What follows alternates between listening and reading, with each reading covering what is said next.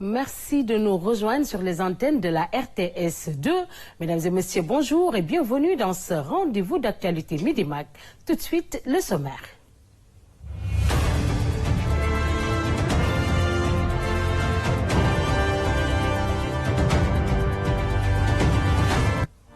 Formation en méthodologie d'animation économique territoriale à Bignona. Plus de 20 jeunes ont reçu leur attestation de fin de formation.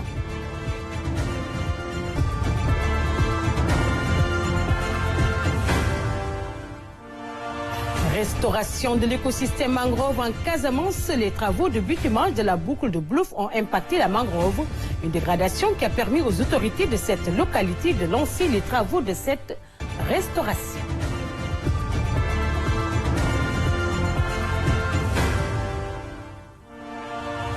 Gestion du stress, c'est quoi le stress?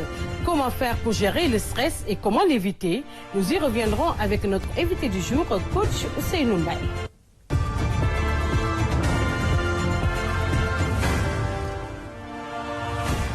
Je vous le disais tantôt dans le sommaire,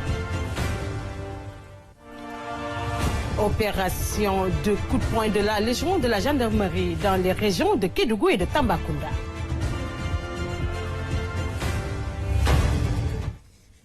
Je vous le disais tantôt dans le sommaire, formation en méthodologie d'animation économique territoriale à Bignona. Plus de 20 jeunes ont reçu plutôt leur attestation de fin de formation.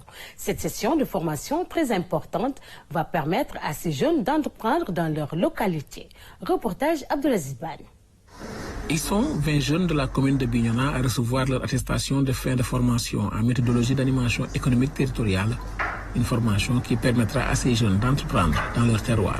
Pendant 8 jours et en 2 sessions, nous avons été formés à la méthodologie d'animation économique territoriale. Cette formation nous a permis de comprendre que l'animation territoriale se rapporte à la création et au développement de dynamiques économiques sur un territoire. C'est des jeunes dynamiques, entreprenants, qui ont une capacité de lecture de leur environnement, donc de leur territoire, pour non seulement entreprendre pour eux-mêmes, mais aussi d'aider d'autres à entreprendre. En fait, c'est ça la raison même du rôle de l'animation économique. En matière de formation d'animateurs économiques, Bignona a pris les devants et depuis 6 ans, des initiatives de ce genre sont prises. Un satisfecit est décerné au sortir de cette session de formation. Nous avons recruté depuis 2015 un animateur économique avec l'État Savoie qui a été formé et qui a fait un diagnostic, qui a identifié les nouvelles filières et nous a restitué le travail en 1 an. Bignona a déjà gagné le pari. Et je pense qu'aujourd'hui, ce que Bignona est devant, il ne faut pas qu'on soit rattrapé. Il faut qu'on travaille la main dans la main et pour que nous, à notre position, qu'on puisse avoir les bonnes informations. Nous sommes très satisfaits de cette formation dont nos jeunes viennent de bénéficier. Nous avons suivi cette formation de bout en bout et nous avons quotidiennement recueilli l'impression des jeunes qui sont en formation. Ils se sentent enrichis de nouvelles connaissances, ils se sentent mieux investis de la mission de participation au développement de leur terroir. Après cette première session de formation, une autre est prévue dans les jours à venir pour 20 autres jeunes du département de Bignona. Ils seront eux aussi capacités en méthodologie d'animation économique territoriale. Merci Abdelaziz Ban pour ce reportage. Restauration de l'écosystème mangrove en Casamance. Les travaux de bitumage de la boucle de Blouf ont impacté la mangrove, une dégradation qui a permis aux autorités de cette localité de lancer les travaux de cette restauration. Écoutons à ce propos le colonel Babacar Dione, il est inspecteur régional des eaux et forêts de Ziguinchor. Reportage. Avec les travaux de bitumage de la boucle du Blouf, donc l'étude d'impact avait vu qu'il y avait une certaine dégradation de la mangrove et dans le cadre des recommandations et des mesures de compensation, il a été préconisé de faire des travaux de restauration en rapport avec le service des eaux et forêts. C'est ça que nous avons démarré depuis le début de l'année, le protocole a été signé par les deux directeurs, le directeur des eaux, forêts, chasse et de la conservation des sols, et le directeur général de l'AGEROUTE, approuvé par le ministre de l'Environnement et du Développement durable et le ministre chargé des Transports. Donc c'est depuis le début de janvier. Maintenant, avec les lenteurs et la Covid, les fonds ont été mis en place tardivement. C'est dès la mise en place des fonds que nous avons démarré les activités sur le terrain. D'abord, nous avons informé et sensibilisé les populations, aidé à la redynamisation des comités. Et ce matin, on a procédé à la remise du matériel destiné aux pépinières et au comité chargé de la surveillance et de la gestion de cette mangrove-là dans la boucle du Blouf. Il faut signaler qu'il y a 12 villages qui sont concernés et nous avons donc prévu un équipement pour chacun de ces villages. Et nous devons créer également 9 pépinières d'Avicennia, parce que vous savez, la mangrove est constituée de diverses espèces, dont le rhizophora et l'Avicennia. Et l'Avicennia, il faut produire les plants en pépinière. Donc, on a vu attendre une pépinière que nous avons déjà démarrée. Et ici, on a également une pépinière installée. Nous allons continuer à installer les autres pépinières, comme le matériel est disponible. 12 villages concernés pour la restauration de la mangrove en Casamance. À présent, nous allons parler du stress. C'est quoi le stress? Comment l'éviter et comment faire également pour gérer le stress? Nous sommes avec le coach Moussa Maye, Ousseynou Maye plutôt. Il est coach en développement personnel. Bonjour Ousseynou. Bonjour Marine. Avant de revenir vers vous, nous allons voir la vidéo qui va nous parler du stress et de comment faire pour gérer le stress. Donc, l'anxiété, c'est normal d'en vivre. C'est quoi l'anxiété? Dans le fond, c'est un sentiment d'urgence qui est mêlé en même temps avec de l'impuissance parce qu'on ne sait pas trop quoi faire pour agir. Souvent, ça donne un feeling que c'est plus grand que nous, ce qui est en train de se passer, puis qu'on n'a pas beaucoup de place pour avoir de la prise. Et je pense qu'en ce moment, la situation qu'on traverse est un terrain vraiment fertile pour que l'anxiété prenne place. Donc, si vous êtes anxieux, si vous êtes stressé en ce moment, c'est tout à fait normal. Vous avez une réaction qui est ajustée à une situation qui est plus grande que nous. Ceci dit, ça ne veut pas dire qu'il n'y a pas quelques trucs qui peuvent nous aider à gérer puis à modérer cette anxiété-là pour y redonner une juste place, qu'elle n'envahisse pas et nos journées et nos nuits, parce qu'on sait que l'anxiété, ça fait mal dormir. Donc, quelques petits trucs en rafale pour vous donner un coup de pouce et vous pourrez consulter d'autres ressources ou d'autres références pour en savoir un peu plus. Mais les premiers qui me viennent en tête, qui pourraient vous donner un coup de main rapidement, c'est d'abord de vous donner le droit de reconnaître que vous êtes anxieux, puis vous donner le droit de le dire. C'est la première chose quand on se bat contre notre anxiété, qu'on essaie de dire « Non, non, c'est pas ça que je vis. Non, non, je devrais pas vivre ça », puis de rationaliser. Souvent, le signal devient juste plus fort, puis on est de plus en plus mal. Donc, de se donner le droit de dire « C'est dur ce qui se passe, ça m'affecte ce qui se passe, je trouve ça difficile. J'ai le droit de le dire aux gens autour de moi, c'est un premier pas. » Après ça, on essaie de reprendre du pouvoir là où on peut en reprendre. Quand je disais tout à l'heure que c'est plus grand que nous, on peut quand même reprendre du pouvoir sur des petites choses de notre quotidien. La première chose, c'est de se structurer un peu, se faire un horaire dans lequel on va s'assurer que nos besoins de base sont comblés. Un horaire où on va dormir, où on va continuer à bien manger. On va faire de l'exercice. L'activité physique, c'est un des remèdes naturels les plus efficaces contre l'anxiété. On brûle les hormones de stress qui s'accumulent dans notre système, puis on sécrète après ça des hormones pour nous calmer puis permettre de recharger la batterie. Donc, n'oubliez pas à chaque jour d'inclure de l'activité physique pour prendre soin de vous. C'est pas toujours facile de gérer le stress, coach Ousseynou Maye, comme je viens de le dire tout de suite. Vous êtes coach en développement personnel. Je voudrais savoir d'abord, c'est quoi le stress?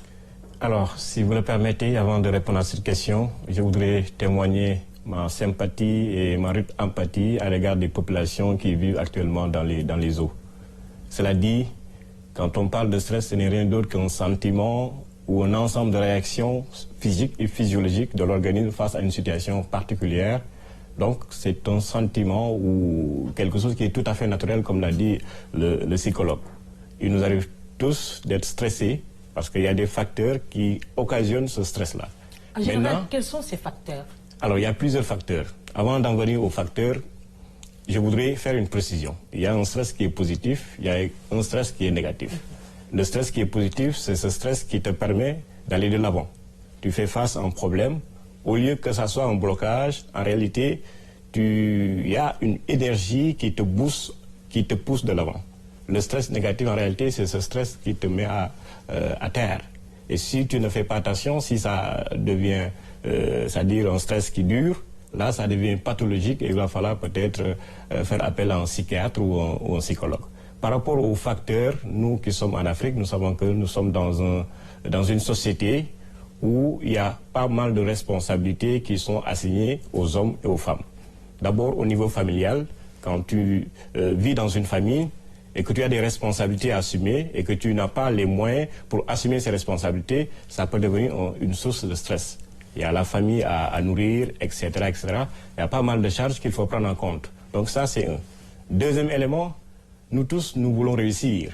Et on est dans une société où on nous a fait comprendre que la réussite se mesure à travers l'argent qui est dans notre compte bancaire. C'est-à-dire, si vous n'avez pas assez d'argent, vous n'êtes pas du tout,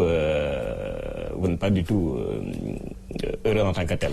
Est-ce que tu sais, nous, des fois, il est facile de gérer le stress? Il est facile, il n'est pas facile. Il est facile dans la mesure où, à chaque fois qu'une situation se pose, il y a toujours un remède. Je l'ai dit tantôt, le stress est tout à fait naturel. Maintenant, ce qu'il faut faire, c'est accepter qu'on est stressé. Moi, quand je suis stressé, je dis à la face du monde que je suis stressé. Je me mets dans ma chambre, je mets de la musique, je danse, ou je médite, ou bien je sors pour faire du sport. Ou bien j'essaie de véritablement parler avec des gens positifs qui peuvent me permettre véritablement de passer de cette situation de stress pour aller à une situation beaucoup plus élevée. En général, quelles sont les conditions favorables pour aider une personne à sortir de son stress? Alors, il y a beaucoup de conseils qui sont donnés par les spécialistes en la matière. Je me suis permis de prendre quelques notes pour ne pas dire des bêtises en tant que telles. D'abord, il faut régulièrement faire du sport. Le sport, c'est la santé. Ce n'est pas simplement, en fait, une activité physique, mais c'est une activité qui apporte en réalité beaucoup d'énergie à l'homme, au corps, à l'être humain en tant que tel. Deuxième aspect, il faut de temps en temps profiter de la vie. C'est-à-dire trouver des moments de détente qui nous conviennent. Il faut aussi veiller à avoir un sommeil qui nous permet véritablement de pouvoir nous réveiller en très bonne forme. Il faut aussi apprendre à dire non. À chaque fois qu'on nous sollicite, si nous savons réellement que cette sollicitation ne va pas n'est pas en corrélation avec nos valeurs et nos principes, si on dit oui, il va sans dire que ça va impacter sur notre état psychologique en tant que tel. Donc il faut apprendre à dire non, mais de façon bien, sans pour autant irriter, sans pour autant humilier la personne en tant que telle. Coach Ousseynou, est-ce qu'on peut dominer un stress? Ça dépend. Le dominer, je pense que c'est un peu fort, puisqu'il faut l'accepter.